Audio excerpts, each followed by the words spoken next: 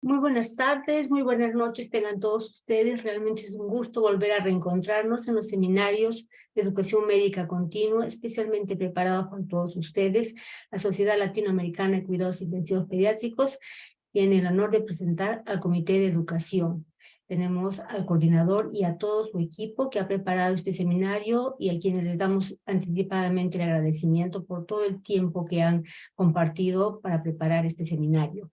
El tema: educación, la base desde novatos a expertos en equipos multiprofesionales de la unidad de terapia intensiva. Vamos a tener como moderador, al doctor Robert Sierra Morales. Él es intensivista pediátrico del Hospital General San Juan de Dios de Guatemala, docente de posgrado de terapia intensiva pediátrica de la Universidad de San Carlos de Guatemala. Adelante, doctor Robert.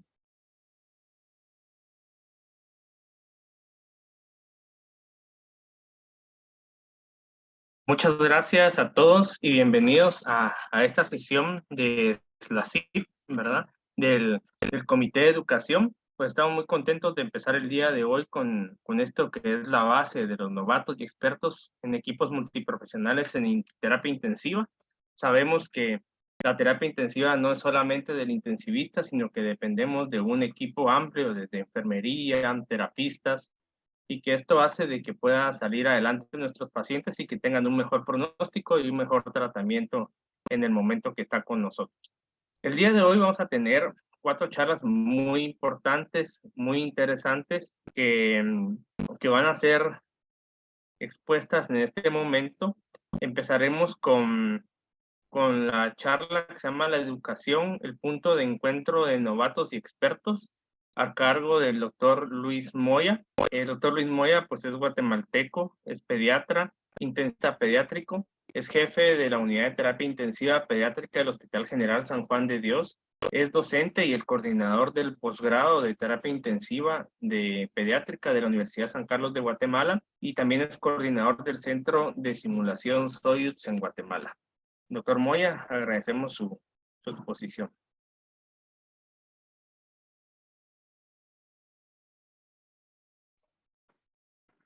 Muchas gracias, doctor Sierra. Agradezco la oportunidad y es un gran gusto saludar a todos los colegas de la SLACIP. Hoy tenemos la suerte de estar desde Buenos Aires compartiendo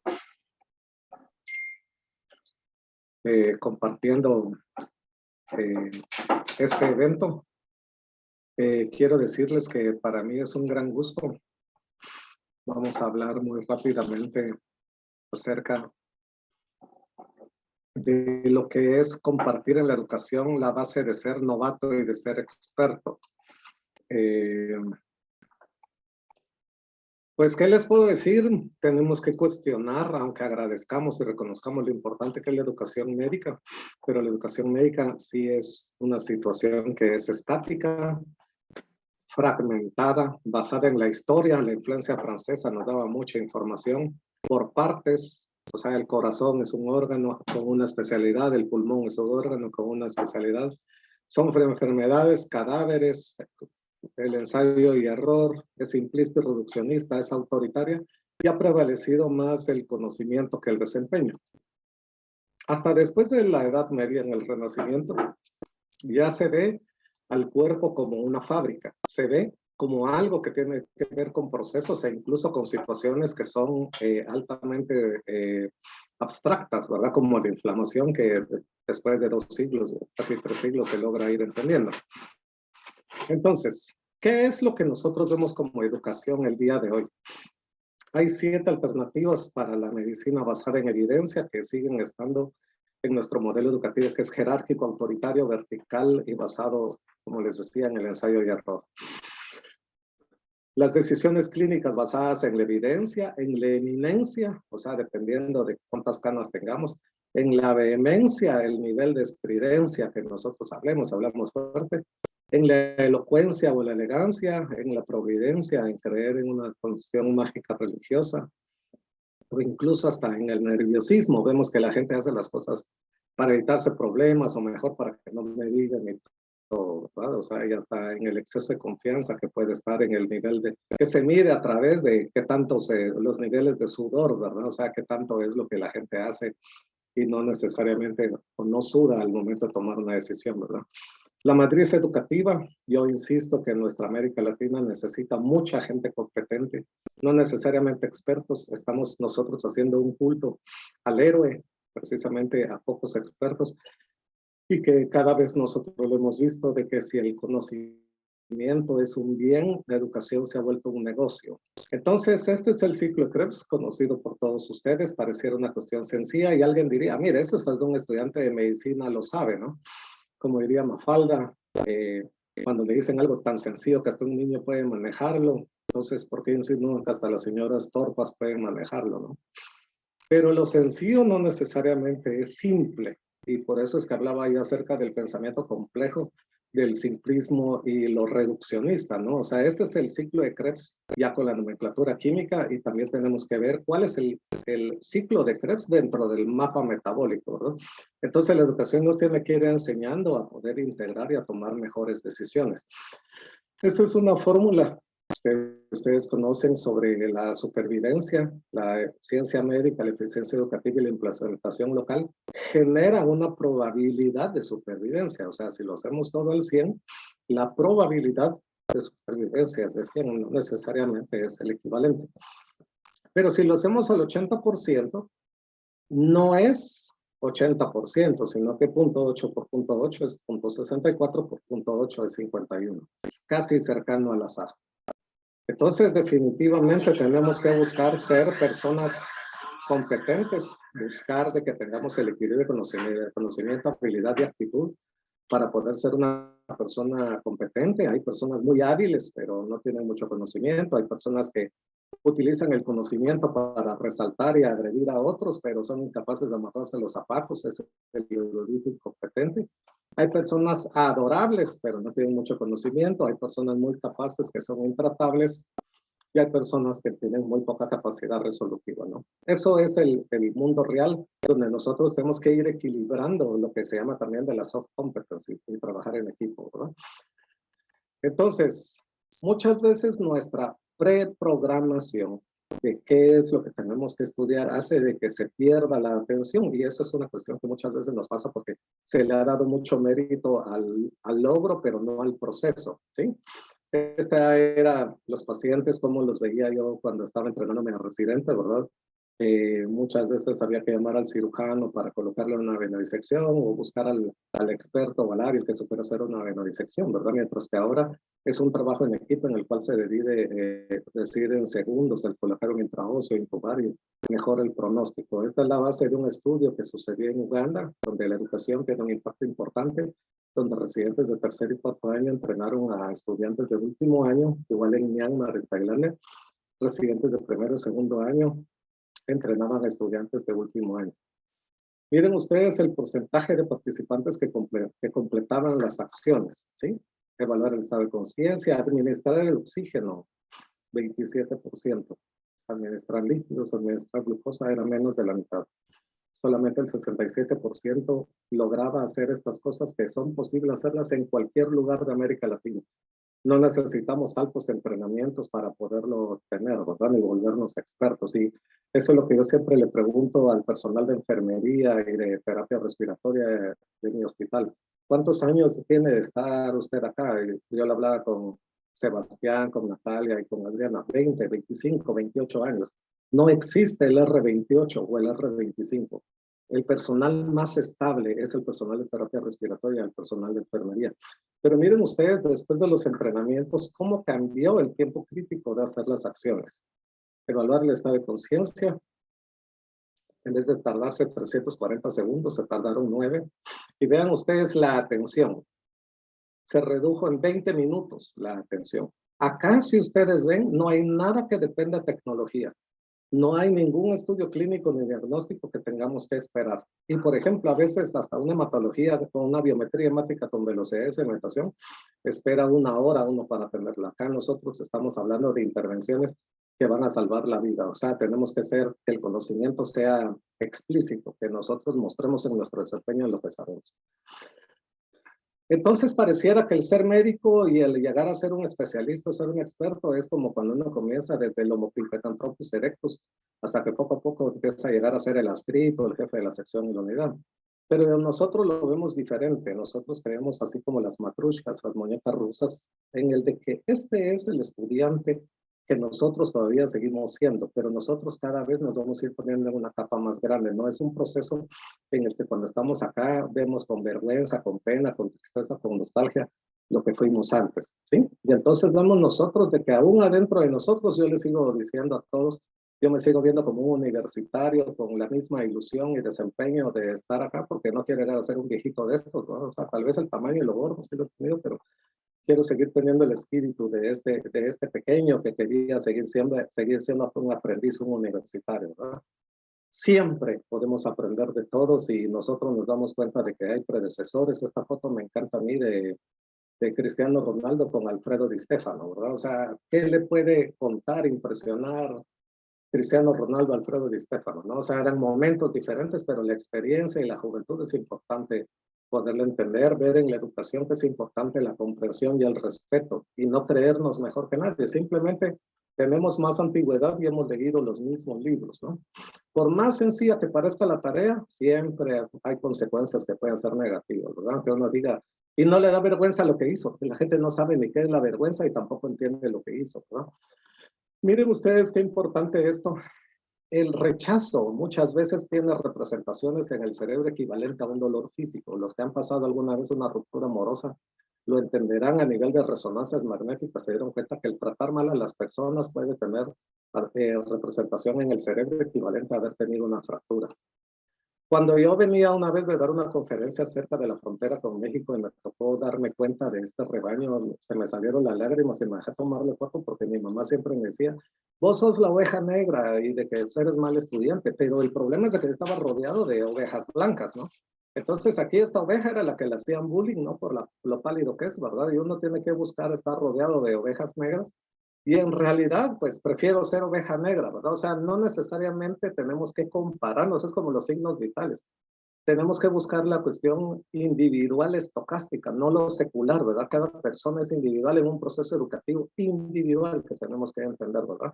Prefiero ser oveja negra o alpaca negra, ¿no? Lo que me toque ser, ¿verdad? Porque también tengo que adaptarme al entorno y entender de que el conocimiento es para compartirlo, ¿verdad? Este es un estudio de la Asociación Latinoamericana de Pediatría, LAPE, y la Organización Panamericana de la Salud, donde aprendemos muchas cosas en las facultades de medicina de América Latina que no van asociadas al desempeño de dónde vamos a trabajar.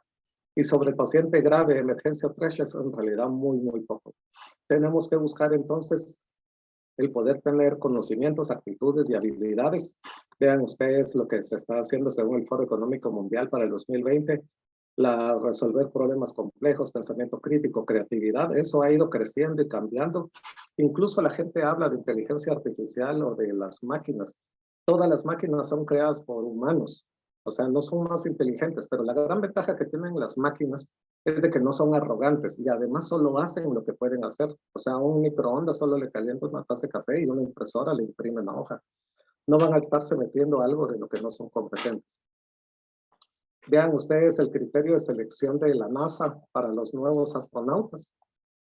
Conciencia situacional, manejo de conflictos, liderazgo. Es muy importante también esto, el followership, saber dejarse guiar, seguir a otros en el liderazgo, desarrollar el liderazgo en otros, comunicarse, tener competencias culturales, trabajo en equipo, toma de decisiones y cuidar su equipo. Es muy importante, vean ustedes los errores que se cometen según la Young Commission, basada en factores humanos, liderazgo, comunicación. Eso es lo que nosotros tenemos que mejorar y aunque tengamos expertos que nos hablen de la última molécula o de la biomolécula asociada al SDRA, tenemos que ver que lo que va a hacer que el paciente mejore es el podernos comunicar entre todos y tener claros nuestros roles. ¿Sí? Incluso cómo se organiza en los pasos para colocar un catéter y todo. Entonces, el no tener esto nos lleva a sobrecarga cognitiva y a sobrecarga física y mal manejo de la carga laboral, ¿no? Eso nos lleva a que nosotros olvidemos a veces, acá por ejemplo es el ejemplo de un erudito que no sabe tomar decisiones y hay personas que son competentes que pueden tomar decisiones más rápido. ¿Cuál es qué arma es más letal? ¿Un policía bien entrenado que sabe cuándo sacar la pistola o el médico que duda cuándo poder intubar a un paciente, ¿no? El aprendizaje tiene que ser entre todos para poder tener las visiones complementarias, porque recuerden ustedes que en el pensamiento complejo, el todo es más que la suma de las partes. O sea, no solamente tenemos que ver nuestras partes, tenemos que entender de que a veces tenemos que tomar decisiones sobre poca información. Por ejemplo, esto es lo que vería un tiburón desde abajo de la profundidad del mar, ¿verdad? Un humano sobre su tablet surf, una tortuga o una foca. Esto es lo que en el manejo de emergencias es de verosimilitud, ¿verdad? Así como el reconocimiento facial para tomar decisiones más rápidas, aunque no tengan certeza. Esto nos lleva casi a escenarios de alta incertidumbre que pareciera un juego, aunque no es un juego. ¿Por qué? Porque para ganar un juego usted tiene que conocer las reglas del juego y saber cómo se gana el juego, ¿verdad? Vamos viendo cómo son las habilidades para el 2020. Hablábamos del manejo de problemas complejos. Y nuestro entrenamiento es igual que el de un francotirador, ¿verdad? Nosotros nos tenemos que basar en entrenamiento de alta precisión en poca oportunidad. Tenemos que ir haciendo que eso, igual que un francotirador, logre tener cada vez más ensayo para que él tenga la certeza de que muchas veces va a tener poca oportunidad de hacer las cosas. Miren ustedes cómo va para el 2022, las habilidades que van creciendo, pensamiento crítico, aprendizaje activo, creatividad, y declinando la destreza manual, la memoria, el manejo de lo financiero. Cada vez se está volviendo que nosotros tengamos habilidades. Según el Foro Económico Mundial, estos países han avanzado, y esto fue hecho a partir del COVID, de que se dieron cuenta que el crecimiento en enfermería mejoraba muchísimo la atención de los pacientes. Y yo siempre lo he dicho, de que los mejores hospitales del mundo dependen de enfermería. Y eso es algo que mis compañeras y colegas de hoy van a resaltar mucho a eso, ¿verdad? Esto desde el punto de vista educativo, nosotros tenemos que ver de que para ser experto tenemos que ir desarrollando, no solamente en el tiempo el recordar, según la taxonomía de Bloom, sino que cada vez comprender, aplicar, analizar, evaluar. Y por eso es de que hablábamos del pensamiento creativo, porque ese es el nivel más alto de competencia, aunque siempre resalto yo, el nivel más alto de competencia es el liderazgo. Entonces, en este artículo, todas las enfermeras de cuidado intensivo debieran de tener 8 habilidades, que son las que ya describimos, ¿verdad? Pensamiento crítico, y alguien me decía que analizando desde la fundación de doña Flores Tangen, enfermería es igual a liderazgo, ¿no? Entonces, hablamos de la práctica de liderada cuando nosotros cambiamos a de que es un trabajo por una vocación. ¿Qué tanto tenemos que hacer para ser un experto? Se basó en un estudio del Conservatorio de Berlín en donde ellos se dieron cuenta de que después de 10,000 horas las personas alcanzaban el nivel de experto.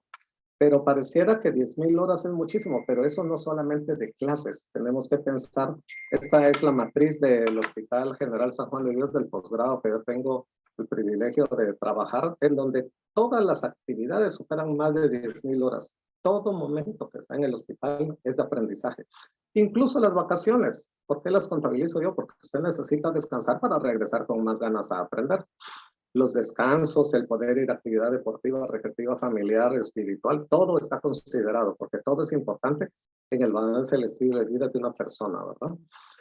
Entonces, el desarrollo de competencias transversales, ¿verdad? Eso cada vez se está haciendo en diferentes lugares del mundo, ¿sí? También existe competencias comunes para los doctores, pero creemos de que, y agradezco yo a Adriana, Natalia, a Sebastián, que nosotros podemos creer de que sí existen competencias, y yo tengo mucho que agradecerles a ellas de las conferencias que han dado, en que todos podemos aportar y todos podemos aprender de todos, ¿verdad? La idea es crear un currículum común para todas estas personas, ¿verdad? En donde todos podamos aprender entre todos, ¿verdad? Y miren ustedes las top habilidades para el 2025.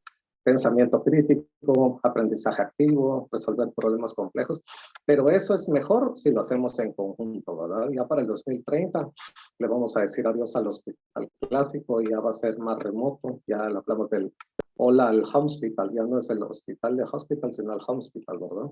Vamos a tener nosotros cambios que ya ha pasado en muchos países y esto no solamente pensemos en la alta tecnología, sino que en países muy remotos.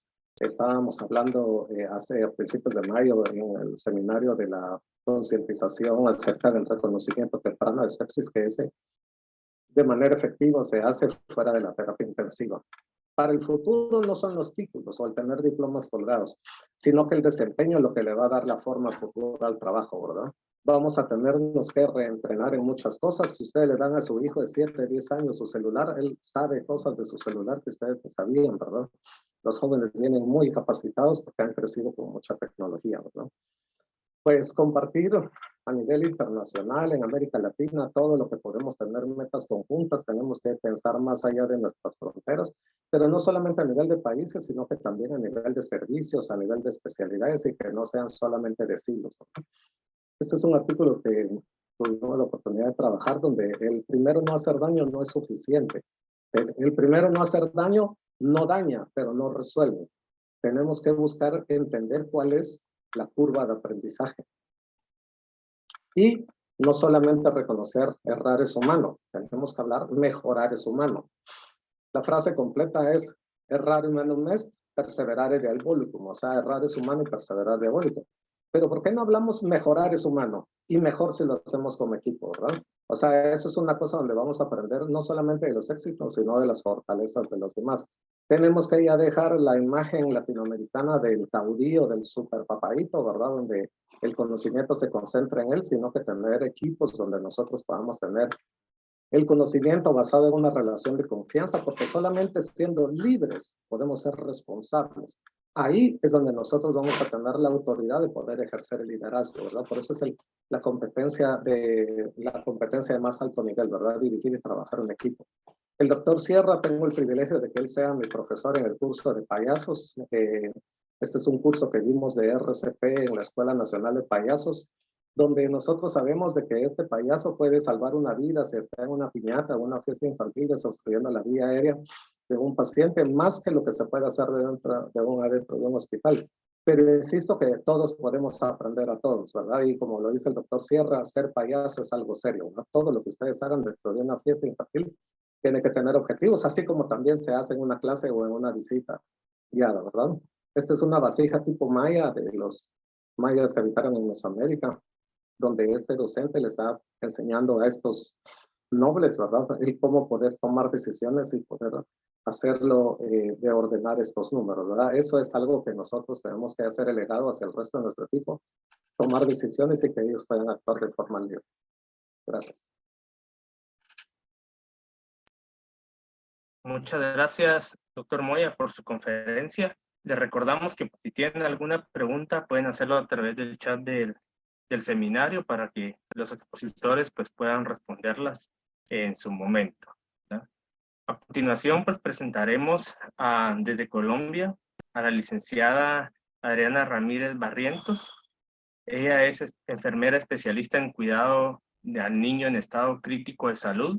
Además, es docente en el área de pediatría del programa de enfermería de la Universidad de Antioquia, Medellín, Colombia, quien nos dará la charla el día de hoy, experiencia de educación superior en enfermería intensiva pediátrica en Latinoamérica. Muchas gracias, licenciada Ramírez. Muchas gracias, Roberto. Muy buenas tardes para todos. Buenas noches también para quienes están conectados en este espacio. Bueno, en esta corta charla espero dejarles pues como un abrebocas de lo que ha sido realmente el proceso de formación de enfermería. Me permito entonces en esta primera imagen recordar rápidamente lo que ha sido el proceso de formación de nuestra profesión a lo largo del mundo entero, ¿cierto?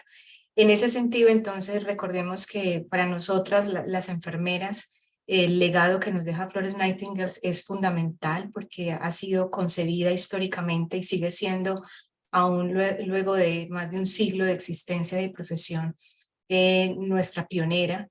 Recordemos que todo este escenario tuvo su origen en Londres, más o menos en el año de 1860, por allá en el siglo XIX.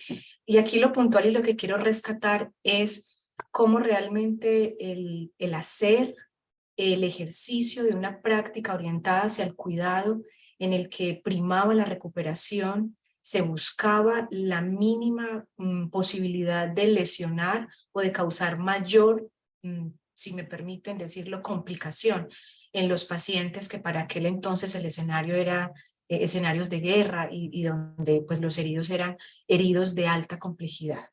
En ese sentido, entonces, se va creando una serie de escuelas de formación, pero en donde lo puntual era el entrenamiento, la formación práctica, el hacer. El asunto de lo fundamental en lo teórico, en lo científico, pues no tenía mucho asidero, simplemente era hacer, atender, dar asistencia, acompañar y mitigar la enfermedad o el dolor o el sufrimiento o incluso el acompañamiento hasta el momento final de la vida. En ese sentido, entonces, esto logra un impacto importante y ya cursa hacia comienzos del siglo XX una mirada general y migra hacia otros países como lo fue América del Norte. Allí se concentró en ese comienzo de siglo un número interesante de escuelas, y cuando hablo de escuelas aún no estamos hablando de un nivel de formación de estudio superior o lo que llamamos o conocemos hoy como las universidades. Estamos hablando de escenarios en donde esas enfermeras que ya llevaban una trayectoria, tenían una experiencia, pues permitían entonces la formación de otros profesionales o de otras mujeres, que para el caso también esto era un asunto de género, de mujeres que estaban interesadas en hacer parte de estas labores del cuidado de los enfermos y de los heridos. Estados Unidos entonces avanza rápidamente, crea varios escenarios de escuelas, se concentraban en conventos, entonces tenemos un influjo religioso muy fuerte, se centran también estos centros de formación en los hospitales o en los hospicios, que así se denominaban en aquel entonces. Esas enfermeras eran dirigidas, como les decía, por otra serie de expertas o de enfermeras que se iban formando a lo largo pues como de estas prácticas. De esa manera entonces va migrando todo este escenario del cuidado hacia América Latina, y podemos referirnos que en el siglo finales de ese siglo XIX y a comienzos del siglo XX es que empieza a tenerse pues como esa visión de lo que es la práctica del cuidado. Países como Venezuela, como Chile, Argentina, Colombia, México a nivel de Centroamérica, Guatemala, Bolivia, fueron empezando, Uruguay, Paraguay, fueron iniciando, digamos, esos cortos acercamientos. Y de esa manera, a través de una institución muy importante a nivel global como lo fue la Cruz Roja, esto fue lo que permitió en estos otros escenarios permitir que se hablara de un enfoque o de una multiplicación mayor de las enfermeras en formación, pero como les digo, en una formación mucho más práctica, en los servicios asistenciales, y de esta manera que se replicara a través de el conocimiento adquirido, dar esos primeros pinos, digamos, de docencia no formal. De esta manera, entonces, a Latinoamérica llega nuevamente, o todo este escenario viene acompañado todavía por ese influjo religioso, y se asientan esas escuelas religiosas de ciertas comunidades de monjas y de religiosas, y traían consigo o venían acompañadas de enfermeras extranjeras. Entonces, sobre todo francesas, venían, y como eran ya consideradas expertas porque ya traían más de 20 años de experiencia en todo el campo, digamos, europeo, vienen entonces a ser parte de estos inicios de las escuelas, y de esta manera es como la profesión de enfermería va teniendo como esa mirada mucho más globalizada. Rescatando y centrándome un poco entonces en lo que respecta a esa formación en América Latina, aquí juega un papel importante a mitad del siglo XX la Organización Panamericana de la Salud, en donde claramente se da, digamos, como esa ruptura de esa enfermería solo basada en una práctica, en un entrenamiento, en algo más empírico, en lo informal, y la Organización Panamericana entonces decide que estas escuelas tienen que tener un nivel de formación mucho más expedito, mucho más formal, y que precisamente logre que este escenario, digamos, de formación a nivel de lo social, de lo político, de lo clínico, de lo práctico, pues tuviera una mirada y una aceptación diferente.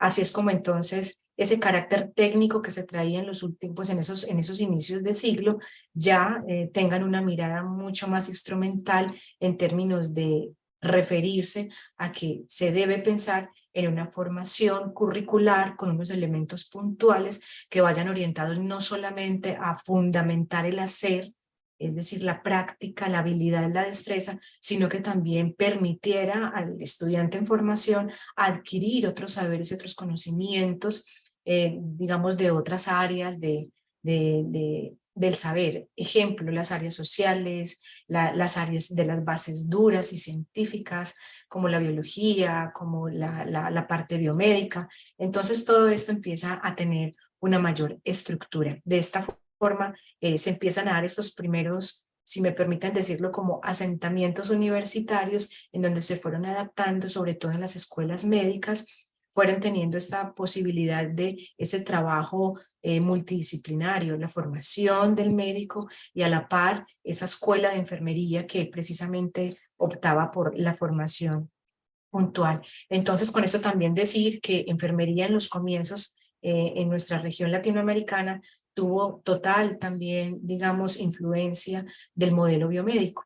En ese sentido, enfermería fue dando, digamos, unos pasos a lo largo de los tiempos, y por allá más o menos en la época de los años 70, llegó un boom muy grande de lo que eran los modelos de atención de enfermería o las teorías de enfermería, que eran netamente producción científica de las enfermeras norteamericanas.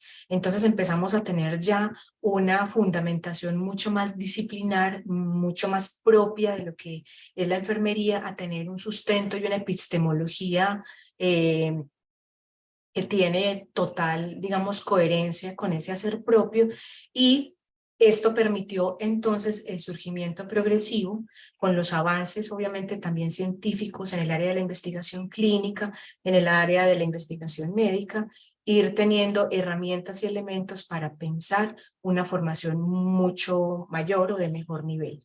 Adicionalmente, porque también para aquella época en nuestra América Latina, pues empezaron a darse la formación y la conformación de las unidades de cuidado intensivo pediátrico. Esto, y en general, pues todo lo que traía también el proceso y los modelos de atención en salud, que cada vez más se veía la necesidad de tener escenarios específicos, escenarios con una alta tecnología y un alto nivel de formación que permitiera precisamente atender y cuidar y prestar los servicios en salud a estas situaciones de cuidado complejas.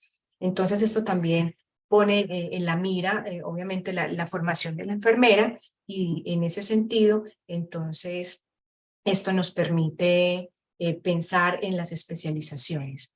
Claramente para aquella época, ya me refiero un poco más a lo que sería mi región cuando hablo de Colombia, empezamos toda esta formación o toda esta influencia tuvo mayor, digamos, enfoque ya para los años 80 o la década de los 90, donde la fundación de ALADEF, que es la Asociación Latinoamericana de Enfermería, pues a todo nivel, y que fue formada, perdón, en Cuba y auspiciada por la Unión de las Universidades a nivel latinoamericana de Enfermería, permitió entonces dar digamos, ese avance o tener ese progreso en pensarnos realmente en las especialidades. Pero para aquel entonces las demandas más grandes eran a nivel de las áreas materno-infantil.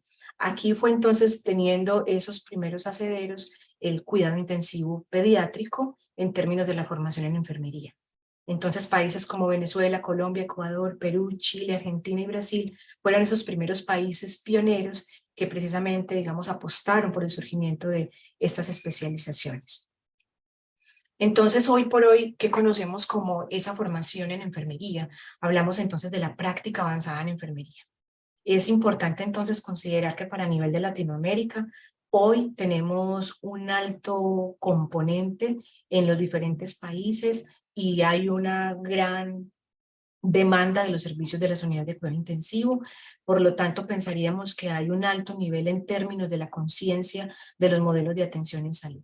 Para todos es muy claro que estos modelos de atención en salud, cuando hablamos del área pediátrica, por lo general siempre han sido como auspiciadas por las unidades de cuidado intensivo, porque uno de los tal vez mitos que se han tenido a lo largo de la historia, o por lo menos acá en mi región, es que los niños no facturan. Las enfermedades pediátricas no generan altos rubros que les permitan a las instituciones, digamos, ser autosostenibles, pero sin embargo es una necesidad social, es una realidad social, y las unidades de cuidado intensivo pediátrico tuvieron, digamos, un alto impacto desfavorable, lo podría decir, después de pandemia.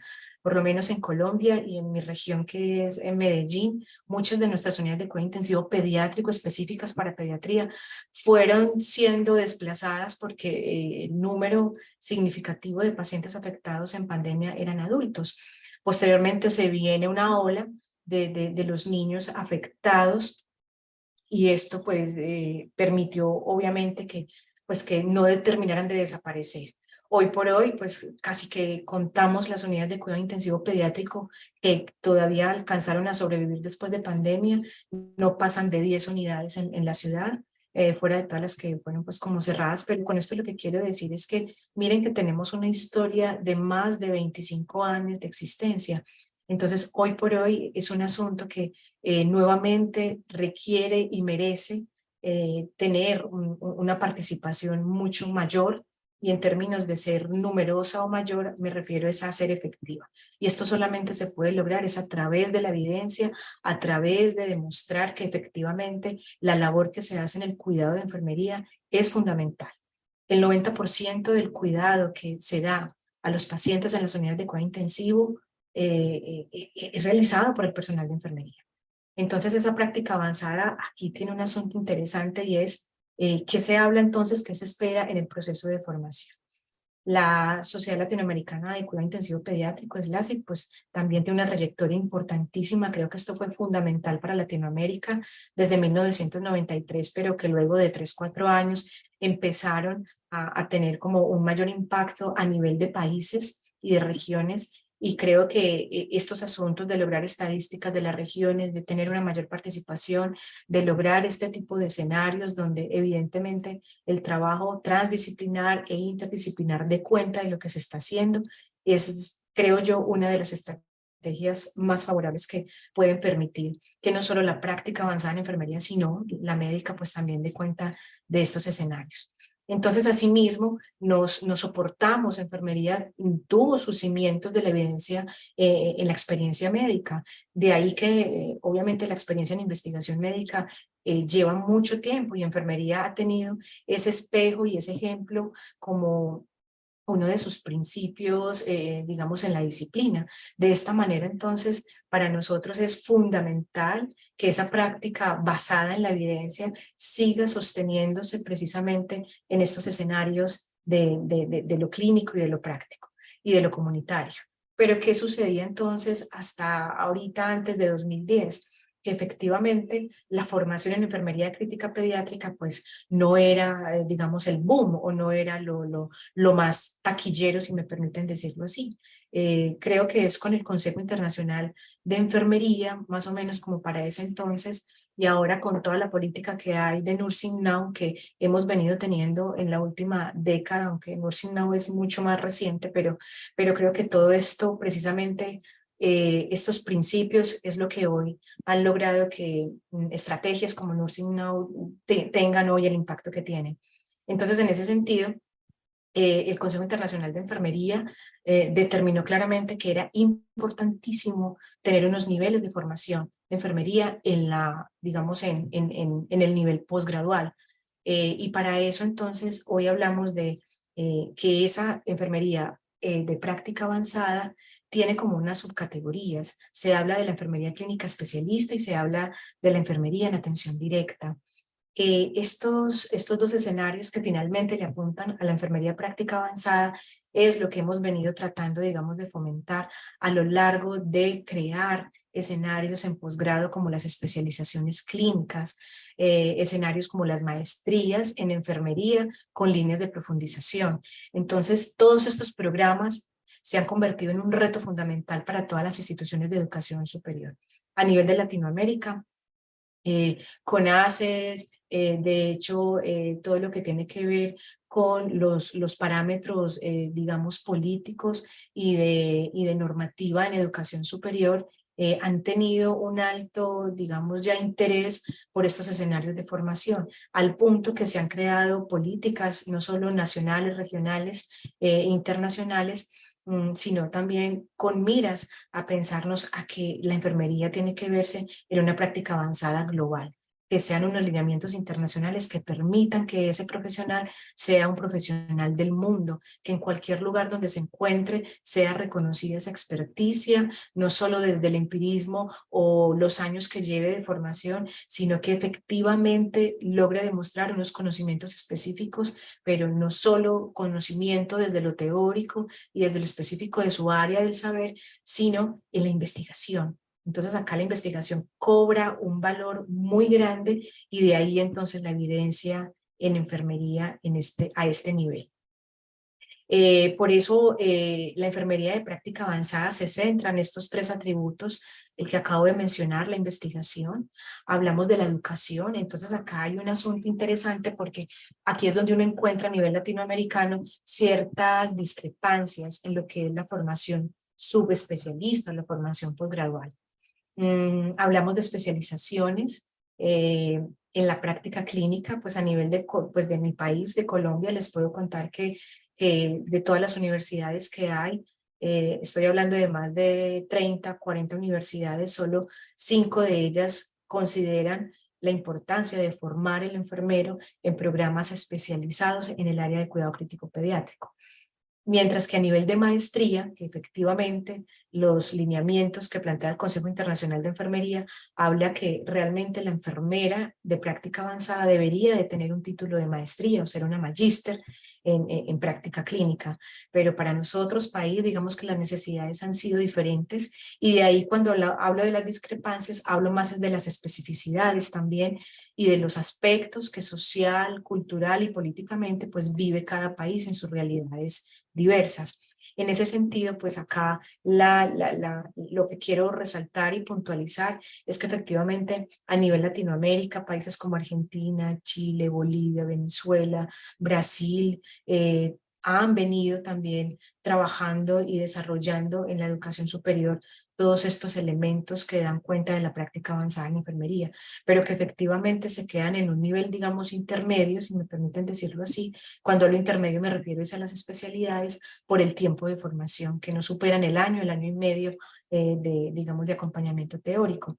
Y adicionalmente, los niveles de maestría que por lo general, por lo menos en la región de Latinoamérica, oscilan entre 1 año y medio, 2 años de formación. Si ponemos, digamos, la mirada a nivel internacional en Europa, digamos, los máster, que son los que se consideran, ejemplo España, son de 1 año, año y medio.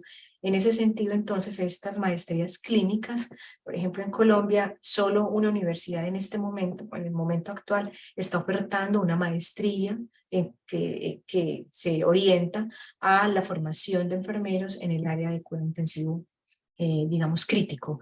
Y acá el estudiante tiene, digamos, la posibilidad de, digamos, avanzar o profundizar, sea en la línea de pediatría o en la línea de cuidado crítico del adulto.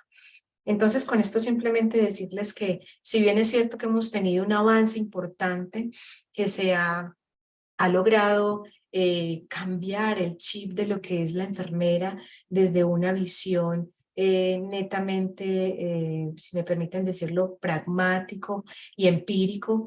Hemos venido como disciplina teniendo un avance muy, muy importante. Y aquí con estas últimas 2 diapositivas compartirles lo que ha sido la experiencia de mi universidad, de la Universidad de Antioquia, situada en la ciudad de Medellín, en Colombia, y contarles que nuestra experiencia en la formación de enfermería en cuidado al niño en estado crítico de salud ha sido un programa de especialización. Hemos formado durante más o menos desde 1997, les estoy hablando entonces ya aproximadamente casi de 26 años de formación, con 14 cohortes, tenemos más de 115 egresados entre enfermeras y enfermeros de esta especialización, y estos enfermeros y enfermeras, pues pioneros del cuidado intensivo pediátrico a nivel país.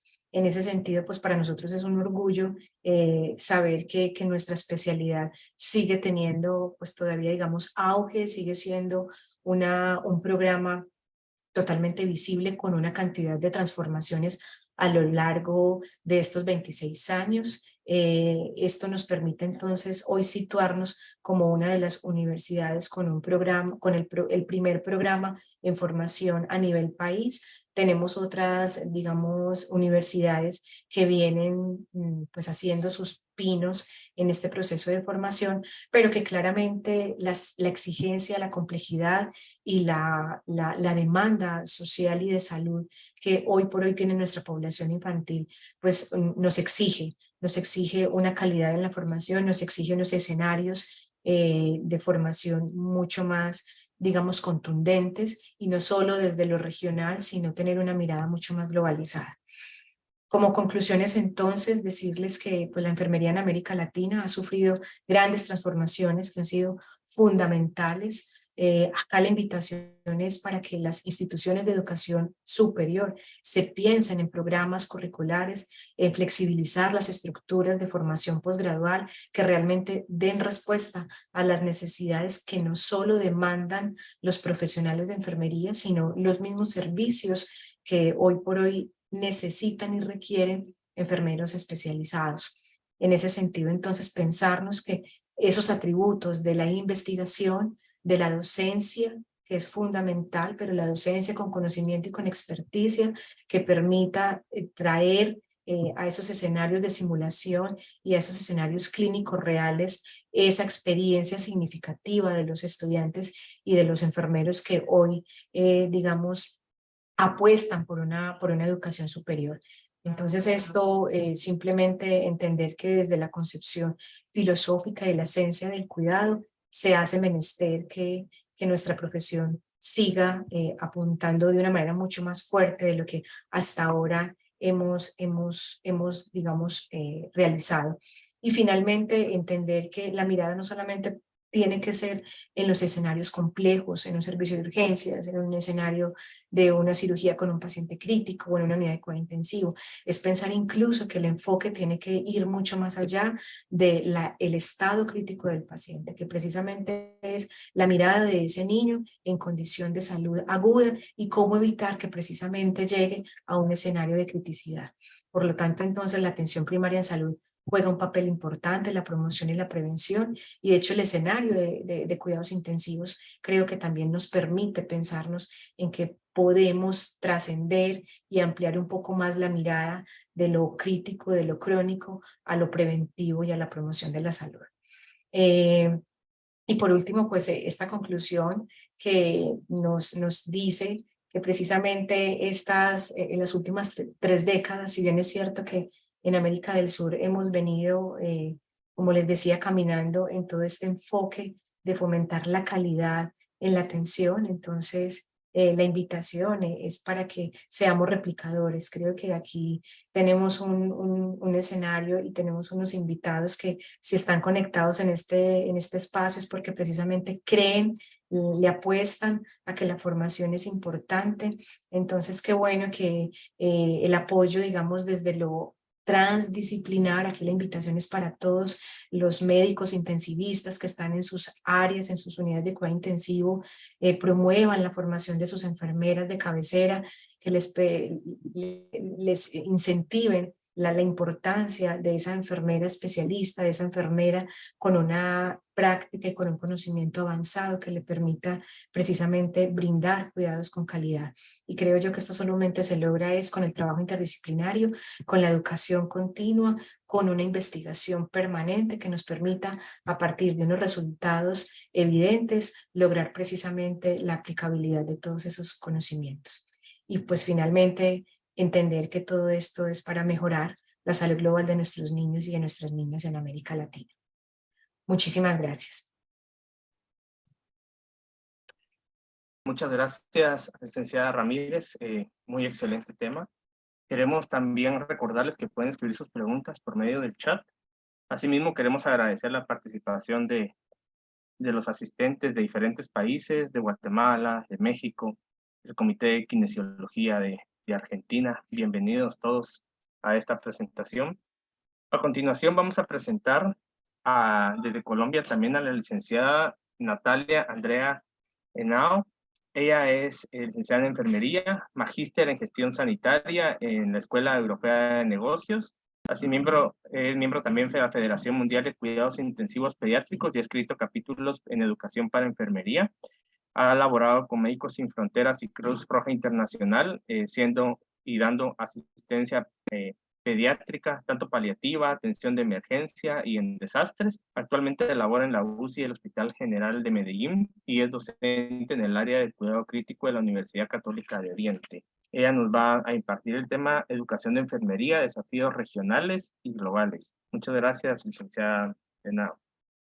Bueno, muchas gracias pues, por permitirnos este espacio la tarde de hoy. Yo creo que aquí estamos construyendo una realidad muy propia que es nuestra realidad latinoamericana y pues pensamos que la educación sin lugar a dudas es uno de los pilares fundamentales como para poder avanzar en eso. Y bueno, me tocaban 15 minutos de retos para la región. Creo que es difícil compilar tantas cosas, ¿cierto? Que nos tienen como retos a un país, perdón, a una región del mundo pues que está en vía de desarrollo, pero cuando nos preguntamos eso, yo creo que Latinoamérica en general está marcado por esto que es ir entre la igualdad y la equidad, ¿cierto? Porque tenemos unos contextos geográficos, sociales, culturales, muy diversos y por tal motivo pensar en retos y de alguna manera como en qué hacer para mejorar esto que la salud de nuestros niños y la disminución, digamos, de todo lo que tiene que ver con la mortalidad desde la educación, implica que tengamos que pensar, yo creo que de alguna manera como en 5 retos grandes. Uno, sin lugar a dudas, es una realidad en el mundo y pues muy claramente para Latinoamérica, la escasez de personal especializado en esta, digamos, en esta área que a nosotros nos atañe, que es la parte de los niños. Y digamos, existe muchísima evidencia que nos demuestra esta escasez de personal. Digamos, si ya tenemos una escasez de personal de base para Latinoamérica en todo lo que tiene que ver con enfermería y con otras profesiones para la salud, ¿cierto? Hemos visto que los informes de la Organización Mundial de la Salud hablan de cómo en general Latinoamérica tiene unos conteos muy bajos de profesionales por número de población, digamos que son aún más bajos formados especializadamente en estas áreas, ¿cierto? Y de alguna manera, pues eso plantea todo un reto porque los estudios pues hay un estudio muy grande especialmente hecho para el personal de enfermería, pero los profesionales de enfermería o los personal de enfermería son el 70% de la población que trabaja en salud y varios de los estudios han demostrado que tener un bajo nivel, digamos, de enfermeros que cuidan a los pacientes, pues desmejora estas cualidades. Entonces, sin lugar a dudas hay una escasez ahora y tenemos que resolverla, pero además, como además nos decía el doctor Moya, yo creo que es un punto que tenemos que fijarnos claramente y es cómo cerrar esa brecha de novatos a expertos, ¿cierto? Digamos que a nosotros nos van saliendo las canas y también la vida nos ha permitido a los que de alguna manera hoy en día podríamos considerarnos expertos en esta atención específica, cómo hacer que la gente no tenga que pasar 20 años para que sea un experto en este cuidado tan específico. Entonces, estas estrategias son una necesidad importante. Otra de los retos grandes que tenemos en Latinoamérica, sin lugar a dudas, es que trabajamos con recursos limitados y los recursos limitados están en muchos sentidos. Tanto, digamos, como en lo humano, pero también tenemos recursos limitados económicos, de tecnología, de acceso a la tecnología, ¿cierto? De algunos, digamos, medicamentos específicos, a veces quienes hemos tenido, digamos, el privilegio de formarnos en países desarrollados o de viajar a estar en hospitales de otras zonas, hay cosas que se hacen en hospitales de países desarrollados que nosotros, y que se hacen hace 15, 12, 20 años, y que ni siquiera hemos podido lograr, digamos, como desde lo básico, tenerlos en nuestros países. Entonces, acceder a hay unos datos, digamos, muy curiosos o realmente que lo cuestionan a uno mucho, de cómo acceder a la tecnología y cómo cambiar, porque la tecnología no es solamente que uno tenga el acceso al recurso o a ese equipo específico, sino que además entendamos que utilizar una cosa va a ser mejor para los pacientes. Yo me acuerdo cuando, por ejemplo, salieron las cánulas de alto flujo, que hoy que el doctor está transmitiendo desde Argentina, recuerdo que cuando yo las conocí hace mucho tiempo, que todavía no teníamos en Colombia, fue en una conferencia que, que tuve la suerte de ver en Argentina. Uno decía como, ¿eso será que sí sirve? Pues, y hay un montón de cosas que a uno le cuestan tumbar, digamos, los paradigmas de siempre. Y por ejemplo, hoy en día, pues, uno no se pensaría una unidad de cuidados intensivos pediátrica donde no utilizáramos, por ejemplo, cánulas de alto flujo.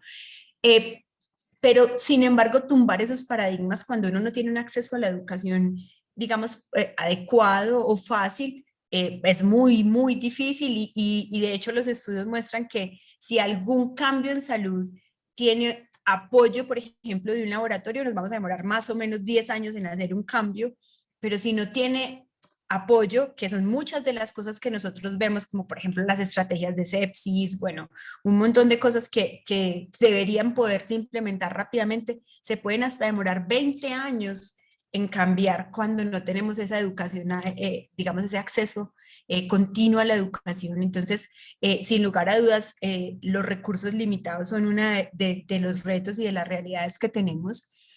La capacitación insuficiente y tan dispareja completamente en Latinoamérica. No tenemos digamos, unos puntos específicos de formación, de cosas tan básicas que deberíamos poder hacer transversales y no solo para los enfermeros, sino para el grupo en general, transdisciplinario que cuida a nuestros pacientes. Entonces, es complejo si uno no capacita a las personas, si no tenemos esta capacitación, digamos, a unos niveles que vayan más rápido, sin lugar a dudas, pues eso implica unos cambios negativos en la atención de nuestros pacientes. Hay una cosa que yo me considero, digamos, que es como esas cosas que uno lo marcan siempre y en las cuales a lo largo pues, de estos años he trabajado y hemos publicado algunos artículos y lo seguimos viviendo en las unidades. Sin lugar a dudas son las altas cargas de trabajo. Y que también vamos a encontrar supremamente disparejas en toda Latinoamérica.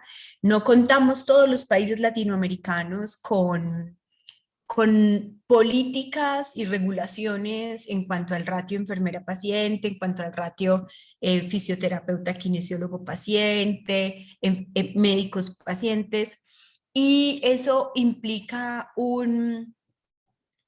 digamos, un decremento en la atención en salud y por lo tanto también en la parte educativa, ¿cierto? Porque cuando usted tiene una alta carga, pues usted no va a ser capaz de pensar en otra cosa, digamos que su pensamiento crítico disminuye notablemente, el espacio para hacer investigación y crear nuevas soluciones a los problemas cotidianos se va a disminuir, porque lo que se ha demostrado cuando hablamos de cargas de trabajo, sin lugar a dudas, es que cuando uno tiene una carga rápido, una carga alta, se dedica a hacer lo que es el ya o ya. O sea, yo no me voy a poner a pensar en investigar cuando definitivamente tengo que hacer, poner los inotrópicos, cambiar a los pacientes de posición, los accesos venosos que están en unas cargas altísimas y que no alcanzamos, digamos, cuando no existe un ratio adecuado a superarlas y hacerlas adecuadamente. Entonces, esto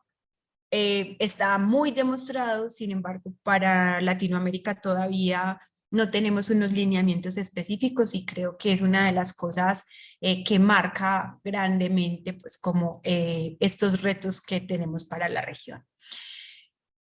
Sin lugar a dudas, este, digamos que es el quinto punto, que son las condiciones socioeconómicas desfavorables para muchos países latinoamericanos, para nuestras, yo siempre, ahora cuando el profesor, el compañero nos presentaba, decía, digamos que la vida me ha permitido trabajar con organismos humanitarios, pues acá inclusive dentro de mi mismo país, y que he tenido la oportunidad de conocer diferentes realidades latinoamericanas. Son como países diferentes, o sea, es muy distinto estar en Bogotá que estar en Vaupés, y son dos zonas de Colombia, pero donde definitivamente los recursos son absolutamente distintos, las carreteras son diferentes, los hospitales son diferentes.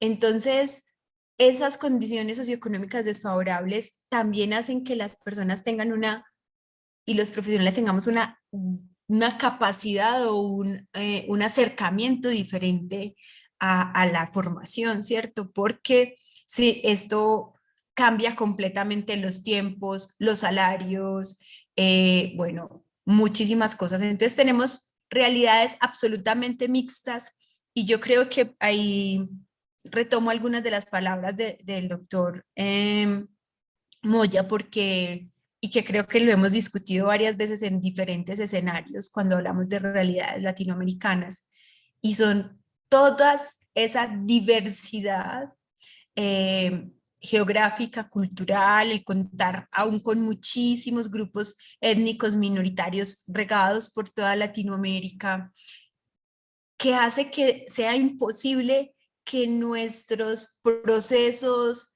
digamos, nuestros lineamientos de tratamiento, sean una mala copia, respetando mucho y agradeciendo mucho, digamos, la educación que hemos podido recibir de los europeos o de los americanos, pero definitivamente nosotros tenemos que tener unos lineamientos diferentes para poder cubrir esta falta de acceso a servicios de salud adecuados para nuestra población, especialmente para nuestra población pediátrica. Porque sin lugar a dudas nosotros no podemos esperar a tener, digamos, tantas restricciones en cuanto a quién da qué o pone qué, porque tenemos muy claro que en muchas regiones de nuestros países latinoamericanos, la persona que está más cerca a nuestros pacientes es un técnico en saneamiento, un técnico en enfermería, una enfermera, ¿cierto? Porque no tenemos los recursos para tener, digamos, personas altamente cualificadas cercanas a nuestros pacientes. Entonces, esa es una realidad que no podemos desconocer y que por eso nos invita a construir soluciones que se parezcan a nuestra Latinoamérica. Sin lugar a dudas, y creo que pues ya lo toqué como en los diferentes puntos, pero la manera de enfrentar estos retos nos tiene que llamar a promover y fomentar la formación, pues en especial, digamos, de enfermeras, que es el área pues con la que yo más he trabajado siempre, pero sin lugar a dudas tenemos que hacer una formación de equipo que sea flexible, asequible, que nos ayude a poder tener una equidad en el trato de nuestros pacientes y poder resolver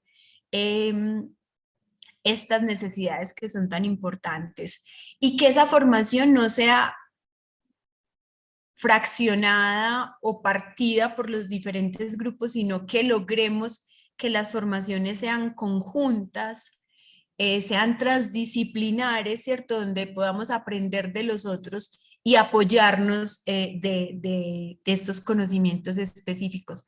Y sin lugar a dudas, tenemos que propender, y yo creo que este espacio, ¿cierto? El hacer grupos, el conformar federaciones, sociedades, implica y nos ayuda o nos invita que esta formación debe tener una formación políticamente clara, ¿sí? Porque si nosotros vemos las diferentes realidades en Latinoamérica, muchas de las personas que llegamos, digamos, a hacer una formación extra, un máster, una maestría, una especialización, lo hacemos más por amor propio a la profesión, por pasión de lo que hacemos, pero en muchas de las partes de Latinoamérica esto no tiene un reconocimiento económico, no hay un apoyo tipo residencia en la formación, las personas tienen que mover sus recursos económicos, mover su tiempo,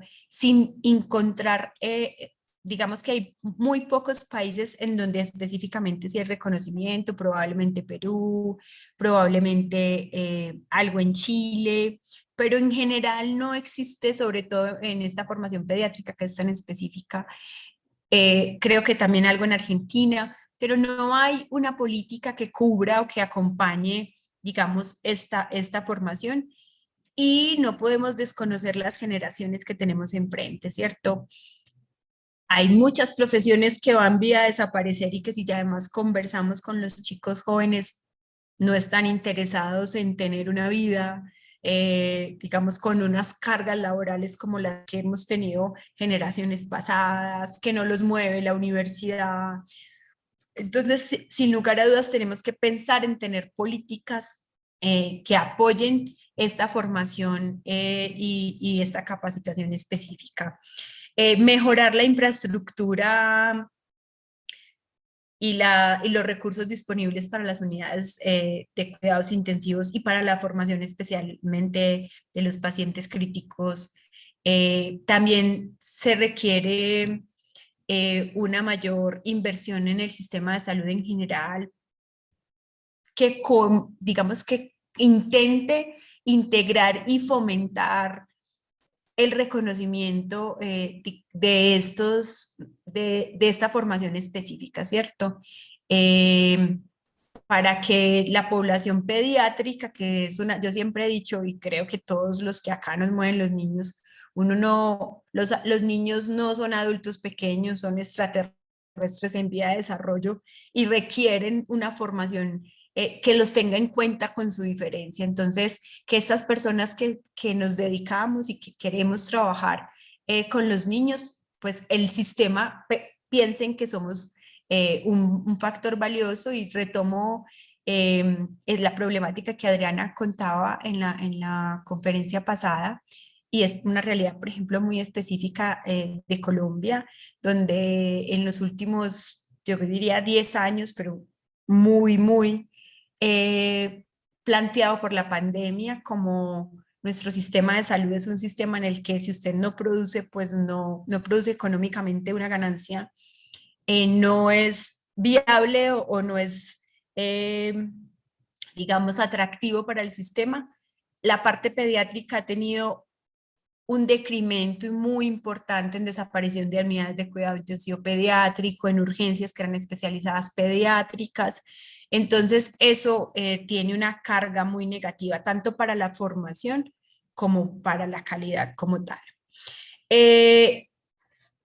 La investigación tiene que ser una de esas herramientas con las que podamos superar estos retos que nos plantea la realidad latinoamericana, porque tenemos que levantar y evidenciar esa diferencia y esas condiciones específicas de nuestros ambientes.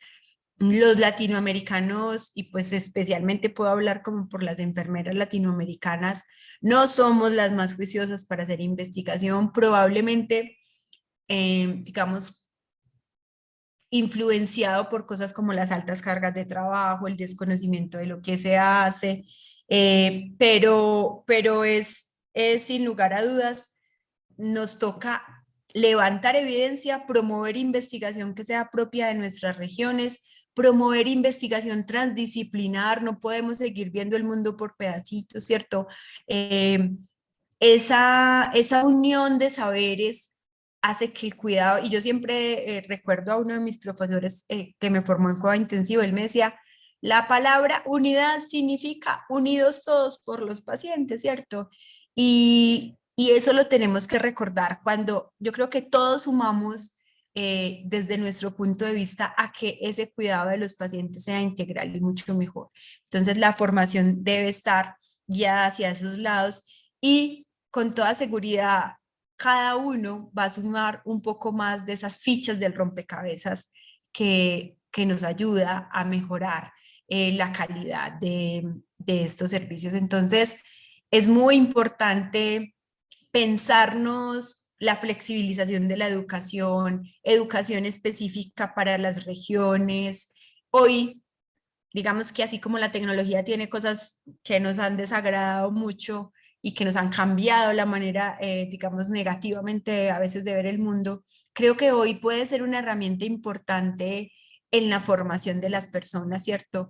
Que nos ayuda a llegar a más partes, que nos ayuda a no movilizar esa gente que está en las regiones profundas de nuestros países latinoamericanos, que no tengan que ir a regiones lejanas para formarse, porque es una realidad que, digamos, los contextos sociales de las grandes ciudades atrapan a la gente que llega a estudiar y muchas de esas personas jamás regresan a sus sitios de origen. Entonces creo que hay que fomentar la diferencia que tenemos en Latinoamérica y hacerla, potencializarla, ¿cierto? Digamos, para que podamos tener un mejor desarrollo en la educación y sin lugar a dudas, pues tenemos unos retos muy importantes. Muchísimas gracias por este espacio. Muchas gracias, licenciada Henao.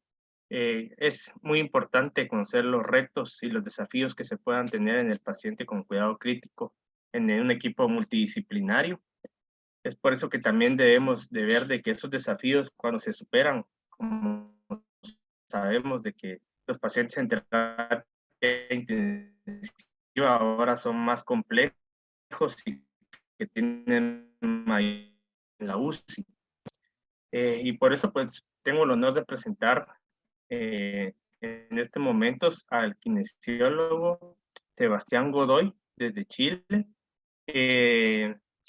Sebastián es kinesiólogo intensivista, formado en el Departamento de Acreditación Nacional de Kinesiólogos y Especialistas de NACE. También es terapeuta respiratorio certificado del Consejo Latinoamericano para la Certificación Profesional en Terapia Respiratoria y el National Board for Respiration Care.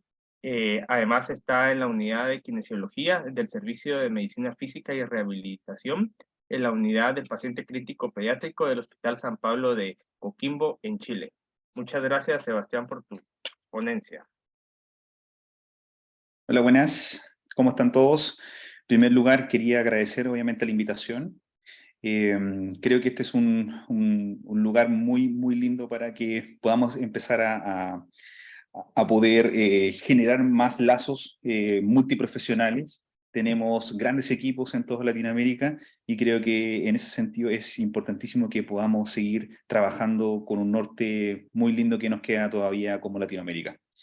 El tema que me tocó hoy presentar es de la educación para la calidad de vida, de la supervivencia a la rehabilitación pulmonar, en la cual me tomé un poco digámoslo así, la palabra de poder hablar principalmente más del concepto completo de rehabilitación en sí. Primero, obviamente que todas las fotos y videos están con autorizaciones con fines académicos. Cuando nosotros hablamos de lo que es de la educación para la calidad de vida, este es un tema importantísimo y tal como lo comentaban anteriormente Nati junto con Adrián y el doctor Luis, nosotros somos profesionales que nos desempeñamos en unidades que no son muy comunes, ¿ya? Que no hay una gran cantidad de estas en diversas regiones de nuestros países y obviamente la población de profesionales dedicadas al área intensivo pediátrico son bastante bajas. Ahora, ¿por qué tenemos que hacer una educación para la calidad de vida? Porque obviamente para los pacientes o para las familias que ingresan con sus niños a las unidades críticas es un mundo totalmente nuevo y lejano, y muy lejano, que no hay experiencias a veces previas a esto y que obviamente no entienden qué es lo que ocurre y sobre todo que es totalmente distinto, ¿cierto? Sobre todo la parte sentimental desde un niño, ¿cierto? En relación a un adulto. Y por ahí la importancia para poder mejorar la calidad de vida de nuestros pacientitos es obviamente tener las posibilidades que nosotros como profesionales podamos entregar la mejor comprensión de la misma enfermedad crítica a la familia. Obviamente tener un manejo de educación sobre los manejos de los síntomas, de adhesión al tratamiento en el caso cuando podemos sacar cierto de nuestro pacientito de la unidad crítica y se pueda ir a hospitalizaciones básicas o a su casa. Por supuesto los cuidados y autocuidados, que todos participamos como equipo de profesionales, y por supuesto, ¿cierto?, todas las fases de habilitación y rehabilitación propiamente tal. Por lo tanto, el lazo que hay entre los profesionales y la familia es importantísimo y que creo yo que todavía tenemos mucho por mejorar esta parte. Dentro de esto hay varios años ya, nosotros principalmente, mucha gente de los que estamos participando ahora en este webinar, hemos participado de la semana de concientización de la unidad de cuidado intensivo, que este año nos tocó, ¿cierto?, lo que era la parte sepsis, pero es verdad que falta todavía trabajar la concientización de la misma enfermedad crítica, de hacer conocer a los profesionales y a los familiares con respecto a todos estos procesos que obviamente pasa a ser un mal rato cuando viven nuestros niños, ¿cierto?, en estas unidades. Y esto es una responsabilidad que de a poco tenemos que empezar a incorporar y espero yo, ¿cierto?, que tengamos siempre alineamientos y algún tipo de comité de trabajo en nuestras distintas unidades que enfoquemos un poco a esto, a la educación que tenemos que entregar como profesionales hacia las familias de nuestros niños. Obviamente, hoy en día hay más posibilidades de poder hacerlo. Tenemos, tal como lo decía el doctor Luis, estamos en la era digital, en la era de inteligencia artificial. Tenemos más posibilidades de poder generar recursos educativos hacia nuestros familiares profesionales. Está la posibilidad todavía de hacer talleres grupales, participación de familiares de pacientes con experiencias aprendidas. Una de las cosas que más hemos podido, digámoslo así, mejorar en cuanto a comunicación con nuestros nuevos pacientitos es a veces con la ayuda de padres o madres que ya tuvieron la experiencia de tener a sus propios hijos y que pudieron salir adelante. Y son muchas situaciones que obviamente uno pasa de lado porque ya el paciente pasó por nuestra unidad, se va a otro lugar del hospital y a veces le perdemos el seguimiento, pero un seguimiento que obviamente no sabemos que no va a terminar al salir del hospital, sino que probablemente se van a durar meses y dependiendo de cómo salió nuestro pacientito de la enfermedad crítica, probablemente puede ser incluso más, incluso años.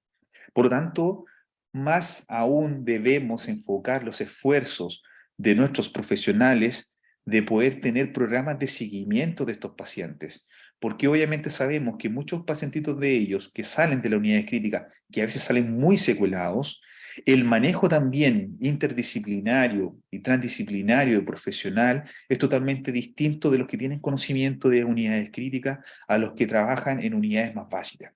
Y ahí es importante el apoyo tanto de nosotros como protagonistas y por supuesto apoyar al resto de los profesionales.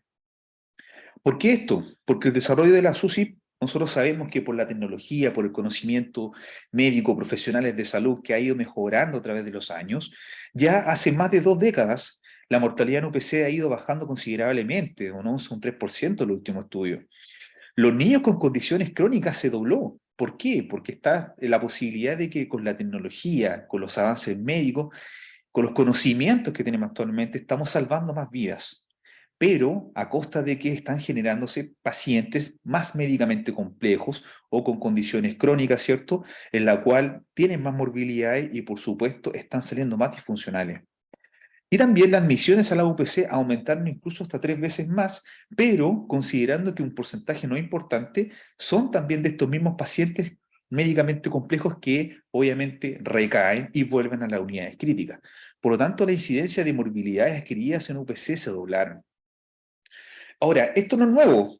Esto ya desde el año 1990, en este estudio, ¿cierto?, de la Royal Children's Hospital, de Warwick-Bath, ellos evaluaron 974 niños y hicieron una clasificación de ellos en relación a un score que se llama Score clínica de clasificación clínica. en la cual ellos se basaron en la necesidad de atención de enfermería y médicos, ya con un score que iba del 1 al 4, en relación a proporción de enfermera-paciente y obviamente el tiempo de atención que se tenía con estos pacientitos.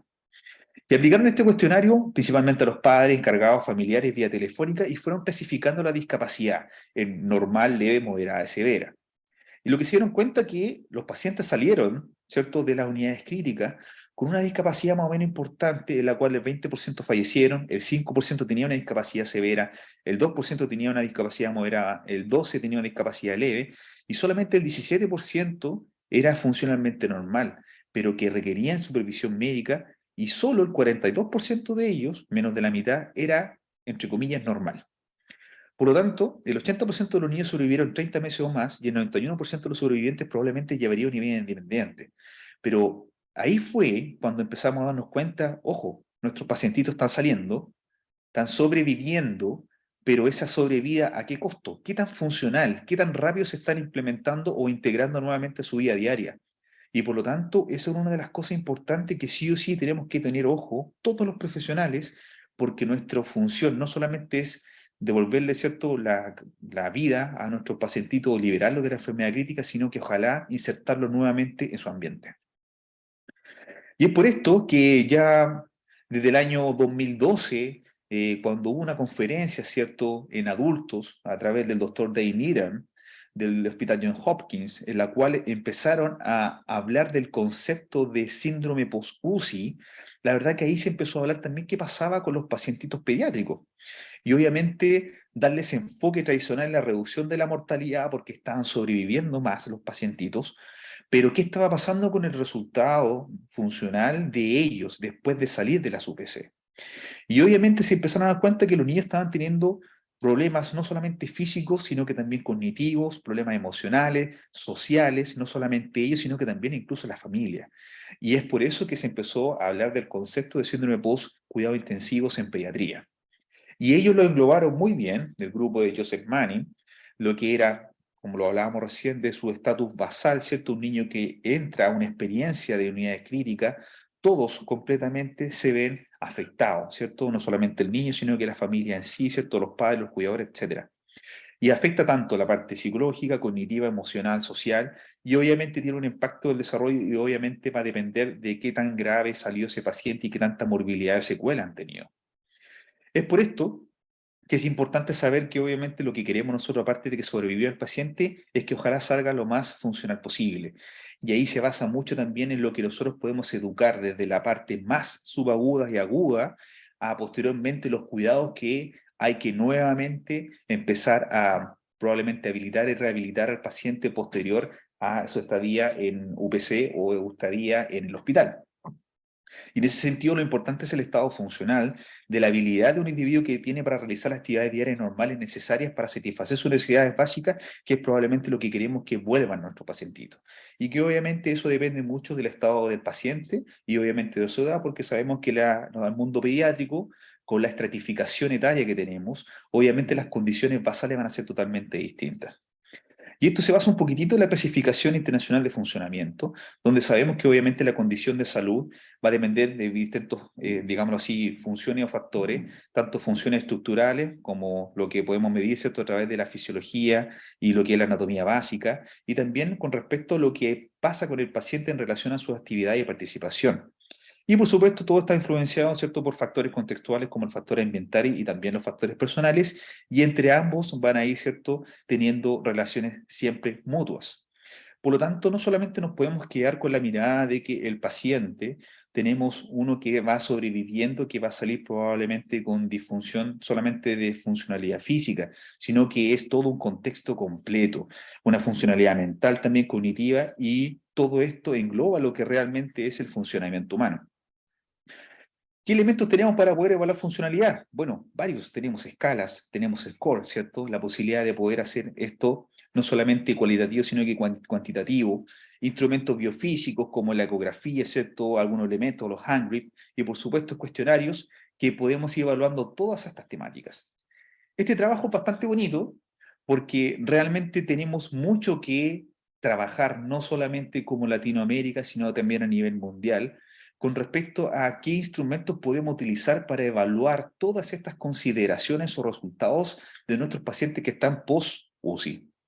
Este es un estudio, ¿cierto?, un scoping review que hicieron del grupo de Post-PICU Investigator, en la cual principalmente lo que buscaron fue literatura pediátrica crítica desde el año 70 al 2017, y lo que ellos encontraron que aproximadamente la cantidad de instrumentos de utilización para este tema, para hablar de la funcionalidad de cómo estaban saliendo nuestros pacientitos críticos, era alrededor de 360, una barbaridad, una cantidad de instrumentos muy, muy altos, y en la cual obviamente todos buscaban evaluar resultados a largo plazo, pero la verdad es que todavía no tenemos un estándar de ponernos de acuerdo qué es lo que vamos a utilizar. Ellos buscaron evaluar, ¿cierto?, todo lo que era un complemento de la evaluación de salud completa, ¿cierto?, en la cual había 161 estudios, utilizaron 39 instrumentos, todo lo que era la evaluación social, alrededor de 49 instrumentos, del punto de vista cognitivo, 115 instrumentos distintos en los estudios, del punto de vista emocional, 78, del punto de vista físico, 77, de calidad de vida, 22, de la parte de familia, evaluación del estado funcional de la familia, 87, o sea, una diversidad tremenda. Y probablemente lo que necesitamos acá de a poquito es que no todos estos instrumentos los podemos utilizar en nuestras unidades, porque hay otras limitaciones, como por ejemplo, ¿cierto?, la validez, la confiabilidad de las instrumentaciones propiamente tal, si tenemos la posibilidad de estar traducidos y adaptados transculturalmente. Dentro de estos, digamos, instrumentos, los más comunes en cada uno de los ítems, por ejemplo, era la escala de Glasgow, Anscombe's Scale, la que está aquí abajo, ¿cierto? Tenemos la Pediatric Overall Performance Category, tenemos del cognitivo, la Wechsler Intelligence Scale, entre otras más. Si se dan cuenta, hay algunas escalas que son, entre comillas, algunas conocidas y otras que nunca las hemos escuchado o probablemente nunca las hemos aplicado. Y es por esto y al foco que voy yo de la importancia de que en estricto rigor todavía tenemos un camino muy grande por recorrer, de no solamente quedarnos en saber cómo salieron nuestros pacientitos de la UCI, sino que cómo se están insertando posteriormente a su vida anterior, u obviamente todos los factores que están influenciando, ¿cierto?, en la posibilidad de que nuestros pacientitos ojalá se recuperen lo antes posible, ¿ya? Y ahora, ¿por qué tener todas estas escalas y test de valoraciones funcionales? Porque obviamente podemos conocer el estado basal del paciente, podemos cuantificar los cambios en relación a su funcionalidad, podemos saber también, previo con conversaciones de la familia, cómo eran antes de entrar a la UCI, si tenían ya un problema de morbilidad previo. Nos permite poder evaluar los resultados que estamos consiguiendo, ver si hay éxito en las intervenciones, ver qué podemos cambiar, qué cosas podemos agregar y, por supuesto, enfocar mejor todo el trabajo interdisciplinario que tenemos que hacer. Tenemos otros trabajos que han dado a conocer algunas escalas también para evaluar, ¿cierto?, los resultados funcionales, para evaluar todo lo que es la parte física, para todos estos pacientitos que han sido, que han salido de la supervivencia, ¿cierto?, de las unidades críticas, pero falta estandarizar qué es lo que realmente podemos estar utilizando y probablemente ahí es necesaria una guía que podemos nosotros facilitar, ¿cierto?, como Latinoamérica. Tenemos algunos estudios, ¿cierto?, últimos, esto ya hace de un par de años, del 2021, del grupo de Sutton Pucheri, que es adulto, ¿cierto?, pero con Chen Xiong, que es del mundo pediátrico, en la cual hablaba más o menos de los distintos tipos de instrumentos que podríamos estar utilizando con nuestros pacientitos desde que ingresan a la unidad de cuidado intensivo hasta que salen del hospital, salen de la UCI y posteriormente salen, ¿cierto?, hacia la parte de rehabilitación fuera hospitalaria y cómo le podríamos hacer el seguimiento. Y obviamente se encontraron de que hay muchas escalas en la cual lo ideal es ojalá poder tener una o al menos más de una, pero que estemos evaluando lo mismo y evaluemos todos los ámbitos o la mayor cantidad de ámbitos o dominios funcionales de nuestros pacientes, en la cual ellos principalmente lo que utilizaban, por ejemplo, en la admisión, antes de la admisión a la UCI, evaluaban con ecografía, por ejemplo, ecografía muscular para ver el seguimiento, obviamente, de la pérdida de masa muscular, ¿cierto?, y de la debilidad de fuerza muscular que podían tener los pacientes, la escala funcional, ¿cierto?, para ver varios dominios, que en este caso esta escala tiene 6 dominios, tener, ¿cierto?, otra categorización con la PEDICAT a través de inteligencia artificial también, para poder saber cómo se comportaban nuestros pacientitos previo y posteriormente, ¿cierto?, hacia la UCI, cuestionarios de calidad de vida, el SF-76 también, en las cuales se podía utilizar tanto la estadía en UCI, al alta de la UCI, posterior al alta hospitalaria y por supuesto en el seguimiento de ellos. Hay varias herramientas, como por ejemplo el ultrasonido, que recién lo comenté, que sabemos que hay una progresión de maquinarias o equipamiento con alta tecnología que nos va a ayudar hacia el futuro, y probablemente es una de estas de los que estamos utilizando bastante y a nivel multiprofesional. Acá me quiero detener y por qué lo quise enfocar a esta parte de rehabilitación o habilitación completo. Porque es una responsabilidad y cada vez estamos convencidos todos que el trabajo tiene que ser interdisciplinario, transdisciplinario o multidisciplinario, como ustedes quieran llamarlo. O sea, todos tenemos que participar en el quehacer, ¿cierto?, de poder mejorar la calidad de vida de nuestros pacientitos.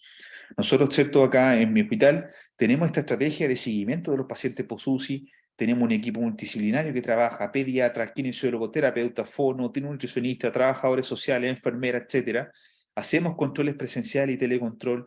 Vemos nuestros pacientitos, ¿cierto?, en sala y cuando salen del hospital, y obviamente le hacemos un seguimiento para saber cómo se están insertando, y obviamente tenemos un papel muy preponderante en que yo sé que todas las redes posteriores al hospital en atención primaria, ¿cierto?, no siempre funcionan bien y no tienen el conocimiento, y a veces no llega también de buena forma la información de cómo estuvieron los pacientitos en la unidad de crítica y qué es lo que uno espera que uno podría trabajar con ellos afuera.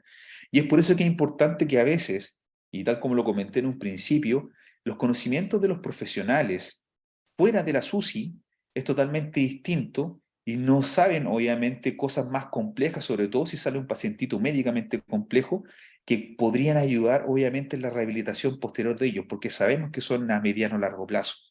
Y ahí es la función que tenemos nosotros también de educación a los profesionales, de educación a nuestros familiares de nuestros pacientitos. Obviamente, nosotros utilizamos algunas escalas muy parecidas a lo que mostré en el estudio reciente de Sudin Puchari, en la cual evaluamos varios dominios de funcionalidad, evaluamos ecografía, estado mental, función sensorial, comunicación, alimentación, función motora, función respiratoria, y nos hacemos cargo de que si es necesario, en el seguimiento de los pacientes fuera de la UCI, hacer todo lo que son las interconsultas necesarias, derivaciones necesarias, pero nunca perder el hilo a que ese paciente sí o sí se tiene que recuperar lo antes posible, en el tiempo más acotado posible, pero con toda la ayuda como corresponde. Porque todos sabemos que una estancia crítica de un pacientito pediátrico al momento de salir, alguien sí o sí lo tiene que cuidar, y ese cuidado demanda tiempo. Y eso probablemente va a afectar en la familia, de que si las dos padres trabajan, por lo menos uno de ellos tiene que dejar de hacerlo para poder cuidar a nuestros pacientitos, ¿ya? Y obviamente esto es complicado. Por lo tanto, como conclusiones, siempre eduquemos y concienticemos con nuestros profesionales, todos juntos, a nuestros pacientes y a familia, con respecto a las enfermedades críticas, con respecto al trabajo gigante que nos queda todavía por hacer. Hablemos de funcionalidad, hablemos de que ojalá no salga solamente un sobreviviente o hay una supervivencia de un paciente, sino que ojalá logremos desde un principio, desde la misma unidad, empezar a trabajar con nuestros pacientitos para que se entreguen, ¿cierto?, obviamente hacia hospitalizaciones básicas en una mejor condición para que se inserten rápidamente a lo que eran sus necesidades normales, ¿cierto?, de vida, al colegio, ¿cierto?, a los jardines, etcétera, y obviamente tengamos a un pacientito que se esté recuperando normal y esto solamente haya sido un mal recuerdo el pasado por la SUSI. Obviamente, elegir instrumentos adecuados. Hay un trabajo enorme que nos queda por cada una de las unidades como sociedades en cada país, como sociedad latinoamericana, de guiar al resto de los profesionales a que podamos tener un lenguaje en común o probablemente una guía para que elijan distintos tipos de posibilidades, pero que empecemos a trabajar con esto. Ojo con las propiedades clinimétricas, ¿cierto?, confiabilidad, validez de la escala, que ojalá estén disponibles, traducidas o adaptadas transculturalmente, y si no lo están, trabajemos en ello. Trabajemos para que tengamos herramientas para utilizarla entre todos. Planes de seguimiento con nuestros pacientes, que es una etapa que más falta reforzar con nuestros pacientes pediátricos, tal como lo hablé anteriormente. Y por supuesto, todos nosotros como SLASI debemos trabajar en desarrollar estos temas, guiar a todos los profesionales al desarrollo de la educación, al desarrollo de lo que corresponde en nueva fase de rehabilitación de nuestros pacientitos y, por supuesto, investigar, hacer y demostrar. Eso nos queda un camino muy grande por seguir recorriendo. Muchas gracias. Muchas gracias, Sebastián. Pues hemos estado esperando las preguntas que se puedan tener. Agradecemos mucho a los 4 expositores del día de hoy por parte del Comité de Educación. Sabemos de que estos son temas de alta importancia y relevancia en las unidades de cuidados intensivos, y creo que el trabajo multidisciplinario, como bien lo dijeron todos los expositores, pues es algo fundamental para poder salir adelante con nuestros pacientes. El doctor Luis Moya tiene la palabra. Muchas gracias, Robert. Yo creo que soy el primero en agradecer la participación de Sebastián, de Adriana, de Natalia en esta conferencia. Créanme que este evento es una demostración de todo lo que podemos aprender juntos. Sus ponencias fueron espectaculares. Realmente es algo que yo tengo la suerte de participar también en el comité de ética. Y la verdad es de que nosotros tenemos que ponernos a pensar mucho en la calidad de vida de todo lo que nosotros hacemos. No solamente la supervivencia, sino de ver toda la calidad de vida. Con el doctor Sierra estamos trabajando ahora en un curso sobre las 4Hs y 4Ps y hablábamos en conjunto con el comité de trauma, de reanimación, el de tecnología y el de quemados, de que sí debemos de ver más allá, que nosotros veamos solo lo biologista, ¿verdad? Sino que nosotros impactamos en el resto de la vida, todas las intervenciones. Quiero agradecerle a todos, a todas las personas que nos siguieron el día de hoy. Por cuestiones de tiempo no podemos abrirnos tanto a preguntas. Yo le quiero pedir por favor a Natalia y a Rosy si pueden abrir sus pantallas para poder tomar la foto oficial. Pero lo más importante es de que todos tenemos que buscar poder aportar para los pacientes, ¿verdad? Acá no hay nadie que se quede fuera. Y he aprendido muchísimo de ustedes, de cada una de las ponencias, de todo lo que ustedes han dicho.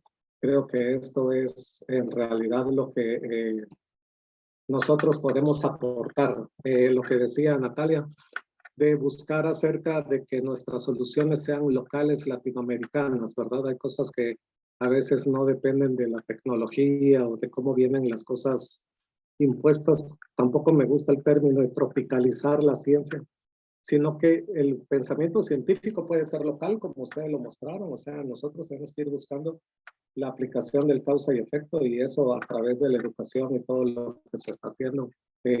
Ustedes son unos grandes referentes en eso y estoy muy agradecido.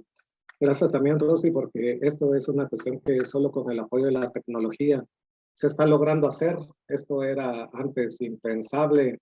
Piensen ustedes, hace 50 años, bueno, a los que todavía nos tocó ver la televisión a blanco y negro, pues, porque era solo 1 o 2 canales por país, ¿no?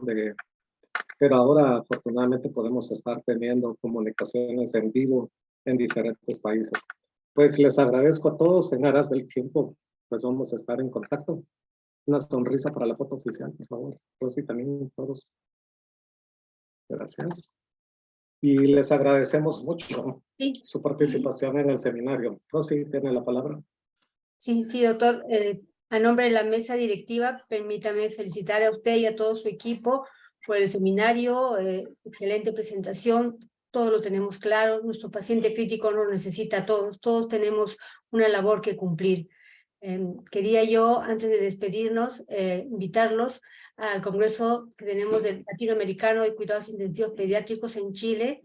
Tenemos del 14 al 17 de noviembre. Están todos invitados.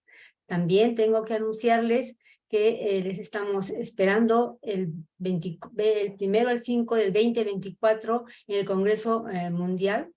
También en este momento, permítame enviarles una gran felicitación al Comité Científico Local del Congreso Mundial 2024 de la World Federation, integrado por todos los coordinadores de los comités de SLACIP. Hay 3 representantes del SLACIP y hay miembros de la Asociación Mexicana de Terapia Intensiva Pediátrica. Están realizando una gran labor realizando lo que es la elaboración del programa científico. Una especial felicitación a Lorena Acevedo y a Cynthia Johnson por la excelente presentación que han realizado hoy día durante la reunión con el Comité Científico Internacional. Todo ello está siendo preparado para poderles presentar a ustedes los temas, y ya verán el programa y la presentación que se va a hacer para el Congreso Mundial 2024. Ahí los esperamos y muchísimas gracias por su participación, muchísimas gracias por su atención y nos estaremos viendo los siguientes 15 días con el seminario del Comité de ECMO. Muchísimas gracias a todos. Muchas Gracias a todos. gracias. Feliz Muchas tarde. gracias. Feliz noche. Gracias, Karina.